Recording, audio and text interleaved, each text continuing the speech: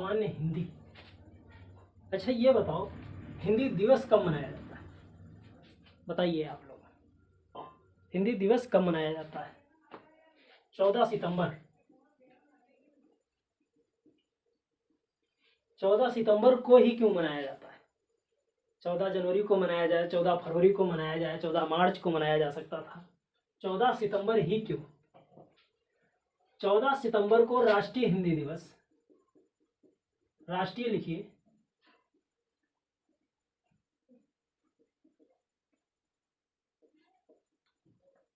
चौदह सितंबर को राष्ट्रीय हिंदी दिवस मनाया जाता है। 14 सितंबर को राष्ट्रीय हिंदी दिवस इसलिए मनाया जाता है क्योंकि 1949 में हम लोगों ने हिंदी को राष्ट्रीय आधिकारिक भाषा के रूप में अपनाया था, राष्ट्रीय आधिकारिक भाषा के रूप में अपनाया था। इसलिए 14 सितंबर को हिंदी राष्ट्रीय हिंदी दिवस मनाया जाता है। और 10 जनवरी को विश्व हिंदी दिवस मनाया जाता है।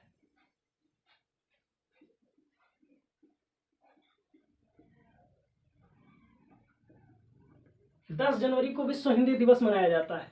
10 जनवरी को इसलिए मनाया जाता है क्योंकि 10 जनवरी 1949, यहाँ 1975 को नागपुर में हिंदी का प्रथम सम्मेलन हुआ था। विश्व हिंदी का सम्मेलन हुआ था, हिंदी सम्मेलन। इसलिए 10 जनवरी को विश्व हिंदी दिवस मनाते हैं। यह 2006 से लगातार मनाया जा रहा है। 2006 से लगातार मनाया जा रहा है।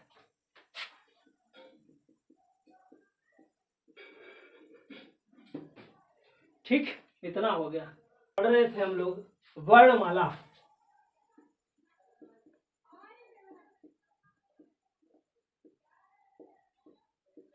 वर्णों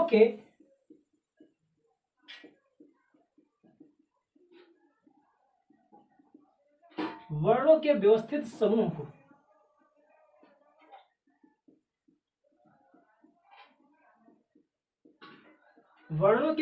समूह को वर्णमाला कहा जाता है। अब अगला क्वेश्चन बन जाता है कि ये वर्ण क्या होते हैं? वर्ण या लिपि। लिपि चिन्हों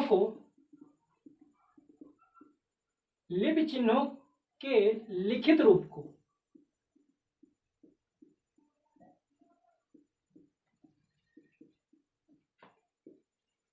वर्ण कहते हैं। लिपि चिन्हों के लिखित रूप को वर्ण कहते हैं। यानी लिखित रूप, तो क्या मौखिक भी कुछ होता है? हाँ, चिन्हों के मौखिक रूप को ध्वनि कहते हैं। चिन्हों के मौखिक रूप को ध्वनि कहते हैं। अब बात आ गई है लिपि। तो लिपि से क्वेश्चन बनता है कि हिंदी कौन सी लिपि है? हिंदी की कौन सी लिपि है? तो हिंदी देवनागरी लिपि।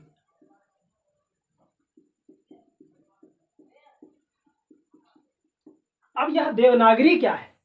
देवनागरी दोस्तों ब्राह्मी लिपि।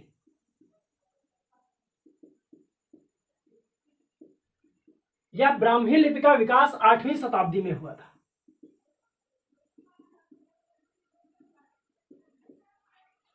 ब्राह्मी लिपि का विकास 8वीं शताब्दी में हुआ था। यह ब्राह्मी लिपि हिंदी, संस्कृत आदि भाषाओं का की व्यवस्था है। क्या है? इसको लिख सकते हैं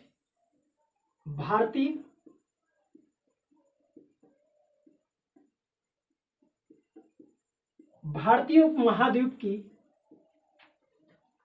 महत्वपूर्ण लेखन प्रणाली।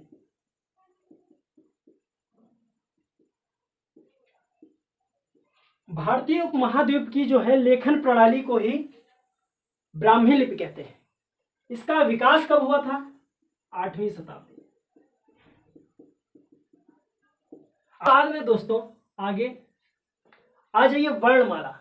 यानी कि हिंदी में हिंदी में कुल वर्णों की संख्या कितनी है? वर्ण है कितने? कुल वर्णों की संख्या कितनी है? 52। हिंदी में कुल वर्णों की संख्या कितनी है? 52। वर्णों को दो भागों में विभाजित किया गया है, स्वर और व्यंजन। स्वर और व्यंजन।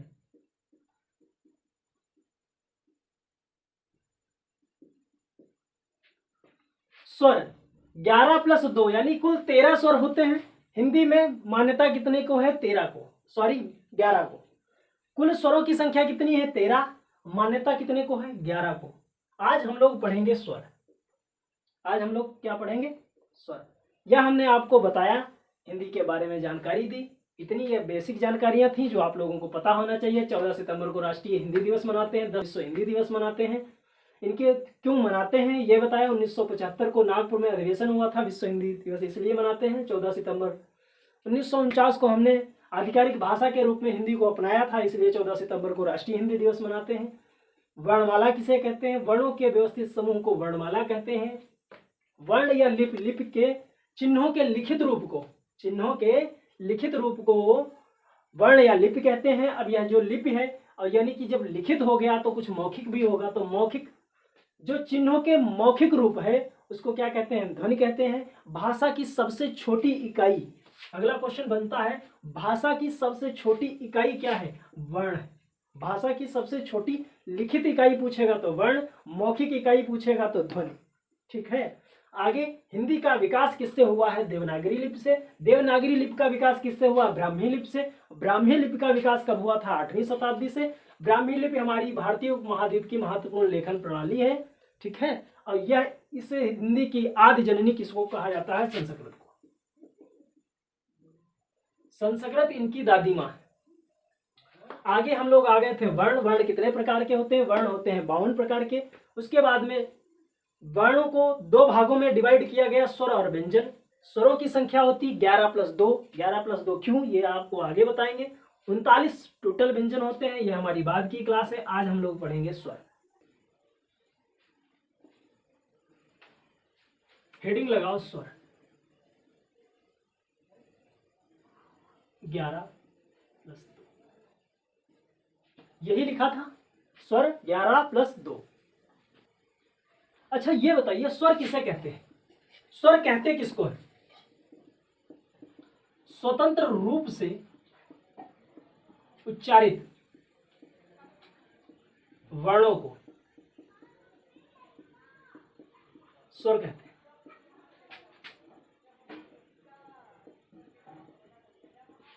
एक लाइन की परिभाषा, स्वतंत्र रूप से उच्चारित किए जाने वाले वर्णों को क्या कहते हैं? स्वर कहते हैं। स्वतंत्र इसलिए, इन स्वरों में किसी की आवश्यकता नहीं है, हम किसी की मदद नहीं लेते हैं, इसलिए स्वतंत्र है। ठीक। 11 प्लस 2 लिखते हैं क्या है? छोटा, बड़ा, छोटी, बड़ी, छोटाओ, बड़ाओ, ऋषि, ऋषेणी, ऐसेन, उससे और से औरत, और अंश से और, आदि। 1 2 3 4 5 6 7 8 9 10 11 ये हो गए। अब प्लस 2 वाले ये, प्लस 2 ये। ठीक। यह टोटल हमारे पास 11 और 2 13 स्वर है। इनमें क्वेश्चन बनता है, कभी कभी लोग कंफ्यूज हो जाते हैं। उनका कंफ्यूजन ये है कि सर, जब हमसे पूछा जाएगा कि स्वर कितने प्रकार के होते हैं तो 11 लगाएंगे या 13 लगाएंगे। अगर पूछेगा स्वर की मूलता संख्या,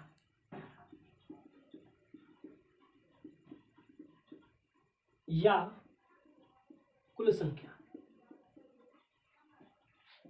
अगर आपसे पहला क्वेश्चन किया जाए कि स्वरों की मूलता संख्या कितनी होती है,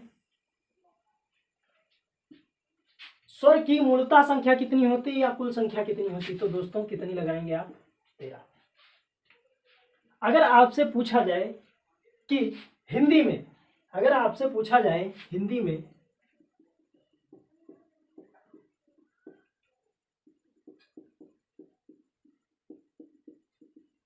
अगर आपसे पूछा जाए हिंदी में स्वरों की संख्या कितनी, तो आप 11 टिक करेंगे। क्या टिक करेंगे? 11। क्योंकि अंग और आह जो है इनका प्रयोग हम लोग संस्कृत में करते हैं, यह अक्सर विसर्ग इनको कहा जाता है, इनका अलग से नाम है, ये हम बताएंगे। इसको अनुस्वार और इसको विसर्ग। इसको अनुस्वार, अंग को अनुस्वार,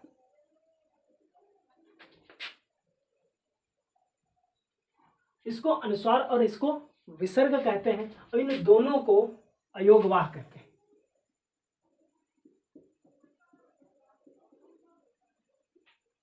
इन दोनों को अयोगवाह कहते हैं। इसको अनुस्वार और इसको विसर्ग कहते हैं। अंग यानी अनुस्वार है, आह विसर्ग है, और इन दोनों को अयोगवाह कहते हैं। अयोगवाह इसलिए क्योंकि यह कभी कभी स्वतंत्र, अब ये स्वतंत्र क्यों नहीं है? क्योंकि ये आ के उच्चारण से बोले जाते हैं, भी स्वर कभी व्यंजन, दोनों की मदद ले लेते हैं। इनको हम लोग थर्ड पर्सन भी कभी कभी कहते हैं, अर्थात नपुंसक। ठीक, इतना आप लोग नोट डाउन करिए, फिर आगे लिखवाते हैं। इनकी मात्राएं होती हैं। इनकी मात्राएं क्या होती हैं? जैसे कि आ की मात्रा यहाँ डालो, जैसे कि क्या नाम है तुम्हारा? तेरा क्या नाम? हाँ, जैसे कि लिखा है राधा, अगर रा लिखा जाएगा तो नीचे हलन प्लस बड़ा प्लस धा, हा। इसको ऐसे न लिख करके ऐसे लिखा गया तो इसमें बड़ा अपने वास्तविक रूप में नहीं है, अपनी मात्रा के रूप में है, अपनी मात्रा के रूप में है। ठीक है, तो इसलिए इसको स्वरों की मात्राओं की आवश्यकता पड़ी हमें। ठीक, इतना स्पष्ट हो गया।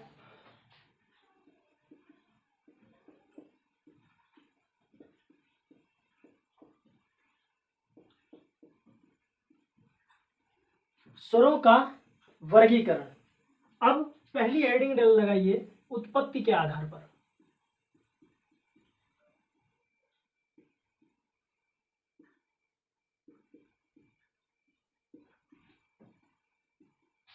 उत्पत्ति के आधार पर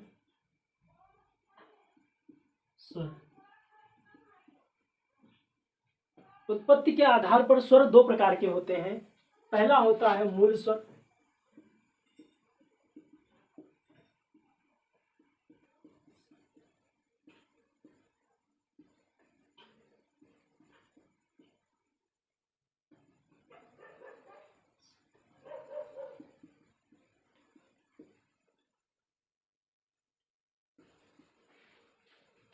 उत्पत्ति के आधार पर स्वर दो प्रकार के होता है। पहला मूल स्वर, दूसरा कभी कभी हस्व स्वर भी कहते हैं। हस्व और दीर्घ, हस्व और दीर्घ की बात थी, परंतु ये नए नाम आ गए हैं। कभी कभी संधि स्वर पूछ लेता है, गुरु स्वर पूछ लेता है। ठीक, तो आप ये लोग याद रखेंगे। इसी का पॉइंट है मूल स्वर।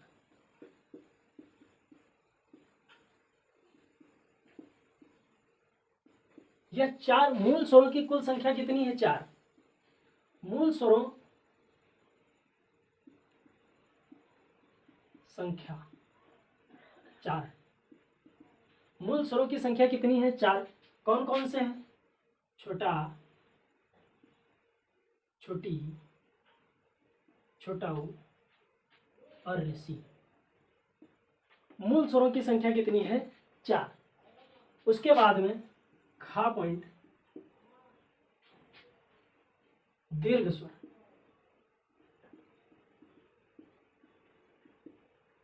अब जब इनकी संख्या 4 है तो शेष स्वरों की संख्या कितनी? अब दीर्घ स्वरों की कुल संख्या कितनी है? 7। दीर्घ स्वरों की कुल संख्या 7, परंतु इनको दो भागों में विभाजित कर दिया गया। इनको भी दो भागों में विभाजित किया गया। पहला मूल दीर्घ स्वर,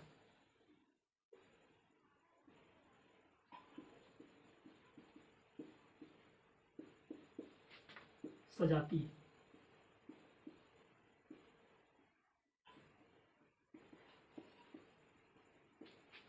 पहले मूल दीर्घ स्वर या सजातीय स्वर। सजातीय का मतलब ये एक ही जाति से बने हैं, जैसे कि छोटा आ प्लस आ से मिलकर के बना बड़ा, ठीक। छोटी ई प्लस छोटी ई से मिलकर के बड़ी, बड़ी। छोटा ऊ प्लस छोटा ऊ से मिलकर के बना बड़ा ऊ, ठीक। उसके बाद में संयुक्त स्वर।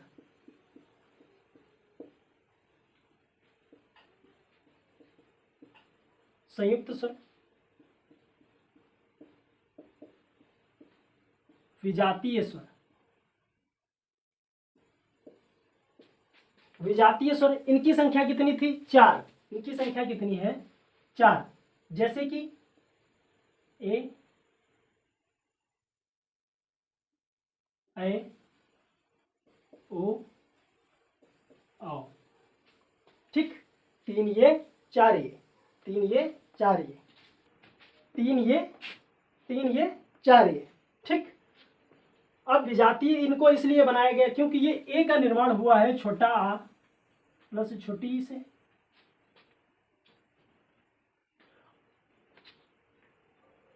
इसका निर्माण हुआ है बड़ा आ प्लस ए से। ओ का निर्माण हुआ है छोटा आ प्लस ओ से। और ये औ बना है बड़ा आ प्लस ओ से। ए का निर्माण हुआ आ छोटा आ प्लस ई। ए का निर्माण हुआ बड़ा आ प्लस ए। ओ का निर्माण हुआ है छोटा आ प्लस ऊ, छोटा आ प्लस ऊ। औ का निर्माण हुआ है बड़ा आ प्लस ओ से, ठीक। इतना क्लियर? नोट डाउन करिए, आगे बढ़ते हैं। उच्चारण के आधार पर।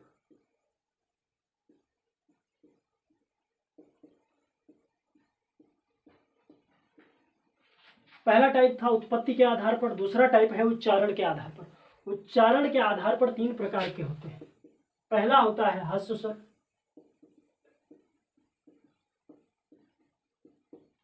नंबर 2 दीर्घ स्वर,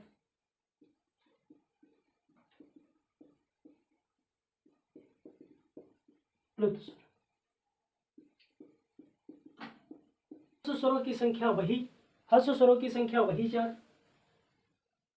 छोटा, छोटी, ऊ, ऋषि। दीर्घ स्वरों की संख्या क्या? वही 7, बड़ा, बड़ी, बड़ा ऊ, ए, ऐ, ओ और औ। प्लुत स्वर कहते हैं, इसका हिंदी में कोई रोल नहीं, इसका हिंदी में कोई रोल नहीं है, इसका हिंदी में कोई रोल नहीं है, परंतु फिर भी अगर एग्जाम में आता है तो हमको पढ़ना है और याद करना है। या जैसे कि किसी भी वर्ड का उच्चारण करते हो, जैसे कि कहते हो ओम, ओम, इस तरीके से। जैसे कि आप किसी नाम लेते हो किसी का, कहते हो राम, राम, इस तरीके से लंबा खींचने के चक्कर में किसी वर्ड की, जब आप कोई शब्द बोलेंगे, जैसे कि कोई शब्द आप बोलते हैं, उसको लंबा करने के लिए इसका प्रयोग किया जाता है प्लुत स्वर का। बस इसका चिन्ह ऐसे होता है। परिभाषा याद कर लो। ह्रस्व स्वर, इनको उच्चारण करने में अति लघु यानी कि बहुत कम समय लगता है, उन्हें ह्रस्व स्वर कहते हैं। दीर्घ स्वर का मतलब यह है कि इनका उच्चारण, दीर्घ स्वरों का उच्चारण करते समय ह्रस्व स्वरों से अधिक समय लगता है। जैसे कि छोटा आ को बोलने में अ, बड़ा को आ, थोड़ा अधिक समय लगता है। और प्लुत स्वर वह होते हैं जिनको इन दोनों से अधिक समय लगता है, जैसे कि ओम, राम, इस तरीके से।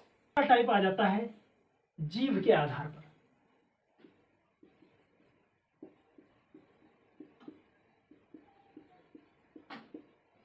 जीव के आधार पर दंतोष्ठ, कंठ, तालु मूर्धा दंतोष्ठ, कंठ तालु मूर्धा दंतोष्ठ, कंठ। तो तो इनमें टुकड़ों में विभाजित किया जा सकता है। एक जीभ को किस तरीके से टुकड़ों में विभाजित किया है, देखिए। जीभ को कहते हैं अग्रस्वर, मध्य स्वर, पश्च स्वर।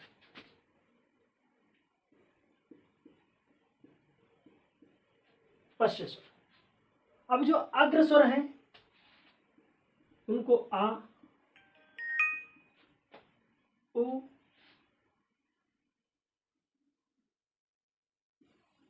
उ,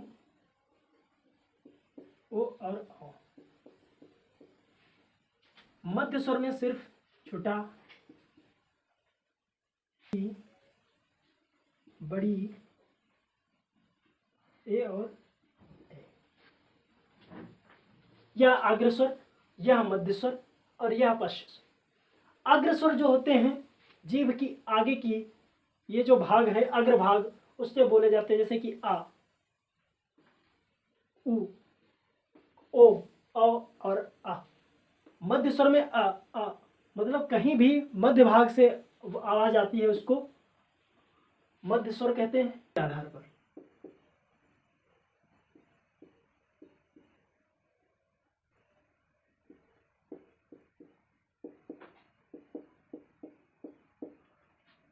ओष्ठ के आधार पर, ये तब भी सही है। चलो ओष्ठ के आधार पर स्वरों को विभाजित कर सकते हैं। कैसे? पहला होता है आवृतमुखी,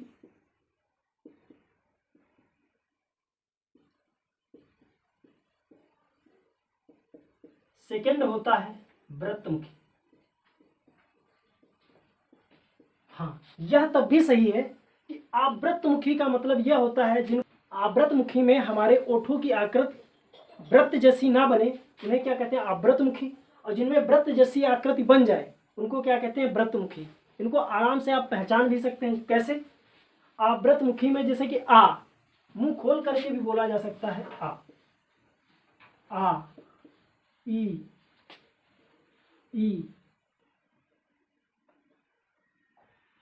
ऋषि विकल्प,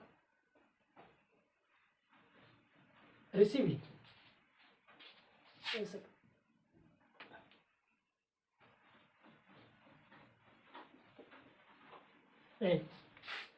ठीक। अब वृत्तमुखी में जैसे कि उ, छोटा उ, बड़ा उ, ओ और ओ, औ। ठीक, यह हो जाते हैं वृत्तमुखी। उम्मीद करते हैं इतना समझ में आया होगा। आगे स्वरों का उच्चारण स्थान।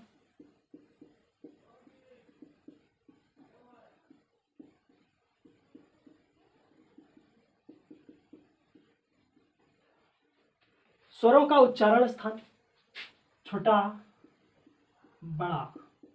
ठीक, छोटी, बड़ी,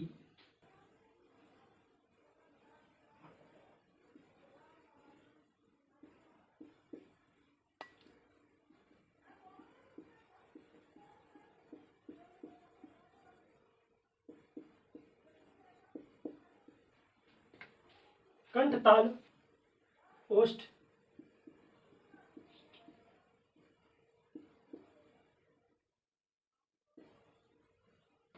छोटा और बड़ा कंठ से बोले जाते हैं। यहां से छोटा बड़ा करके कंठ याद करिए। कंठ से छोटी ई, बड़ी ई तालु से बोले जाते हैं। तालव्य, तालु से। छोटी ई तालव्य से, छोटा ऊ बड़ा ऊ ओष्ठ से। छोटा ऊ हमने अभी आपको पीछे पढ़ाया था कि वृत्तमुखी, ये वृत्तमुखी है। वृत्त कहाँ बनता था? ओठों पे। तो ये क्या हो जाएंगे? छोटा ऊ बड़ा ऊ ओष्ठ से, ओठों से। ऋषि मूर्धन्य, मध्य भाग से, मूर्धन्य से बोले जाते हैं। और ए और ए जो बने हुए हैं कंठ से, इसलिए क्योंकि यह इनका सहयोग किससे है? इनसे। किससे बने हैं? छोटा आ से। और तालव्य से इसलिए क्योंकि ई से। ये छोटा आ प्लस ई के सहयोग से बना है ए, इसलिए कंठ और तालव्य, कंठ और तालव्य। और ऊ का निर्माण, ये जो ओ और ओ बना है, इसका निर्माण कैसे हुआ है? आ प्लस ऊ। आ प्लस ऊ यानी कि कंठ और ओष्ठ, इसलिए इनको कंठ ओष्ठ कहा गया है, कंठोष्ठ कहा गया है। ठीक, अब इस बड़ा को कंठ, छोटी बड़ी को तालव्य, घटते हुए आइए तालु से, आगे ओष्ठ से, ऋषि मूर्धा से, और ए आए कंठो तालव्य से, ओ और कंठ ओष्ठ से। आज के लिए बस इतना ही। उम्मीद करते हैं ये सब समझ में आया होगा। इनको आप लगातार देखते रहिए, प्रैक्टिस करिए। ठीक है, धन्यवाद।